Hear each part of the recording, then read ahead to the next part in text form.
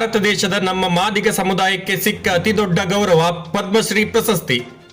ದಿನಾಂಕ 27/5/2025ರಂದು ನವದೆಹಲಿಯಲ್ಲಿ ರಾಷ್ಟ್ರಪತಿ ಭವನದಲ್ಲಿ ಭಾರತ ದೇಶದ ರಾಷ್ಟ್ರಪತಿಗಳಾದ ಶ್ರೀಮತಿ ದ್ರೌಪದಿ ಮುರ್ಮುರವರ ಅಮೃತ ಹಸ್ತದಿಂದ ಪರಿಶಿಷ್ಟ ಜಾತಿಗಳ ಒಳ ಮೀಸಲಾತಿ ವರ್ಗೀಕರಣ ಜಾರಿ ಹೋರಾಟ ಕುರಿತು ಹಾಗೂ ಸಾಮಾಜಿಕ ನ್ಯಾಯ ಮತ್ತು ಜನಪರ ಸೇವೆಯ ಇನ್ನೂ ಹಲವಾರು ಹೋರಾಟಗಳನ್ನು ಗುರುತಿಸಿ ಮಾದಿಗ ದಂಡೋರ MRPS ರಾಷ್ಟ್ರೀಯ ನಾಯಕರು ಹಾಗೂ ಸಂಸ್ಥಾಪಕರು ಶ್ರೀ ಮಂದಕೃಷ್ಣ ಮಾದಿಗರವರಿಗೆ ದೇಶದ ಪ್ರಶಸ್ತಿಗಳಲ್ಲಿ ಅತ್ಯುನ್ನತವಾದ ಪದ್ಮಶ್ರೀ ಪ್ರಶಸ್ತಿ ನೀಡಿ ಭಾರತ ಸರ್ಕಾರದಿಂದ ಗೌರವಿಸಲಾಯಿತು.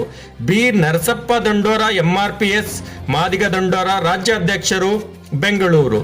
ವರದಿ K1 TV ಕನ್ನಡ.